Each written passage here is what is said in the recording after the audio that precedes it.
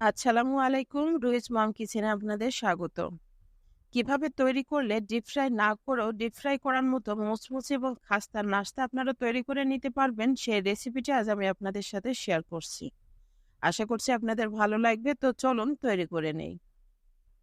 এখানে আমি নিয়েছি ১ কাপ ময়দা।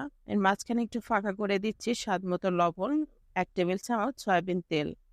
হাত দিয়ে এগুলো ভালোভাবে মেখে নেব। মাখানো হয়ে গেলে অল্প, অল্প করে পানি এড করব। একবারে পানিটা দেয়া যাবে না। অল্প, অল্প করে পানি দিয়ে একটা ডো তৈরি করে নিচ্ছি। ডোটা খুব বেশি নরম হবে না দেখুন। এখন এই ডোটা থেকে আমি ৪ টা লেচি কেটে নিব।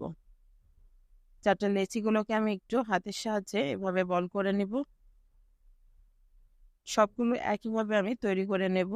হাতে সামান্য একটু তেল দিয়ে ডোগুলোর গায়ে একটু লাগিয়ে আমি ১০ মিনিটের জন্য রেস্টে রেখে দেব।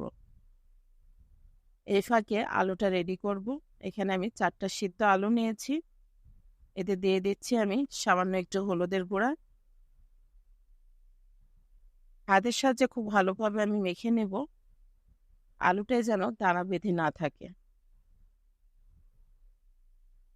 মাখানো হয়ে গেছে। আমি চুলায় একটা কড়াই বসিয়ে দিয়েছি। তাতে দিয়ে দিচ্ছি পরিমাণ মতো তেল,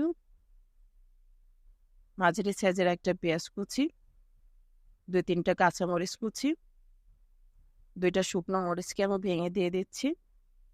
এগুলো ভালোভাবে একটু নেড়ে ছেড়ে নেব এর ঘ্রাণ আসা পর্যন্ত। দিয়ে দিলাম স্বাদমতো লবণ এবং সামান্য একটু গরম মসলা গুঁড়া। আরও ভালোভাবে একটু নেড়ে ছেড়ে নেব। এখন দিয়ে দিচ্ছি আলু। আলুটাকে মশলাগুলোর সাথে খুব ভালোভাবে আমি মিশিয়ে নেব। মেশানো হয়ে গেলে চুলার জালটা বন্ধ করে দিয়েছি। এখন দিয়ে দিচ্ছি কিছু ধনেপাতা। ধনেপাতাটাকে ভালোভাবে আলুর সাথে আমি মিশিয়ে দিচ্ছি। এখন নাস্তাটা তৈরি করে নেব। এখানে আমি সামান্য একটু তেল মাখিয়ে নিচ্ছি। দেখুন খুবই সামান্য। একটা লেচি নিয়ে হাতের সাহায্যে আমি একটা রুটির মতো করে নেব। আপনারা চাইলে এটা বেলুন দিয়েও করে নিতে পারেন। হাতের সাহায্যে কিন্তু খুব দ্রুত করে নেওয়া যায়, আর এখানে তেলও খুব বেশি একটা লাগে না। যতটা সম্ভব পাতলা করতে হবে। উপরে খুব সামান্য একটু তেল দিয়ে নিচ্ছি। ২ সাইড থেকে একটু ভাঁজ দিচ্ছি আমি। একটা ছোট গ্লাস নিয়েছি। এই গ্লাসের সাহায্যে আমি এই রেসিপিটি তৈরি করব। এভাবে তৈরি করলে এটা যে কতটা খাস্তা হবে সেটা বোঝার জন্য আপনাদের অবশ্যই বাসায় একবার হলেও ট্রাই করতে হবে। দেখুন আমি কিভাবে তৈরি করি।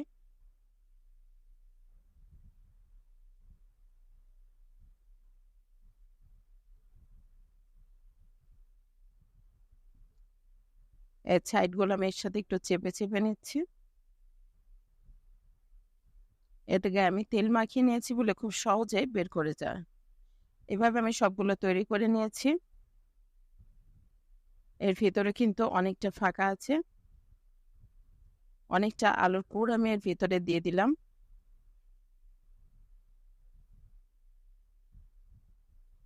হাতের সাহায্যে আমি এর মুখটা বন্ধ করে দিচ্ছি। একইভাবে আমি সবগুলো তৈরি করে নেব।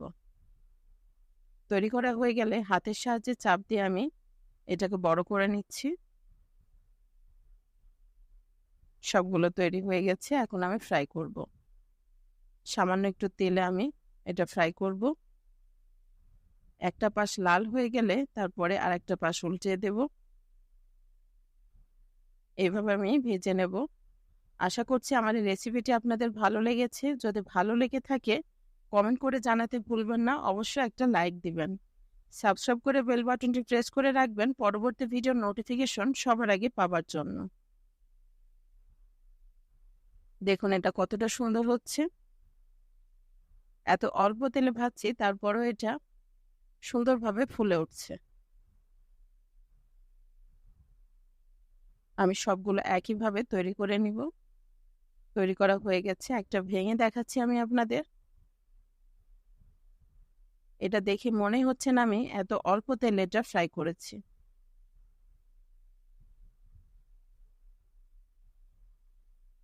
দেখুন কতটা খাস্তা হয়েছে আর মুচমুচে হয়েছে এটা।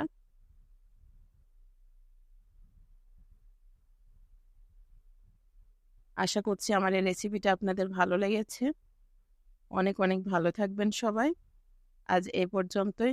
আল্লাহ হাফেজ।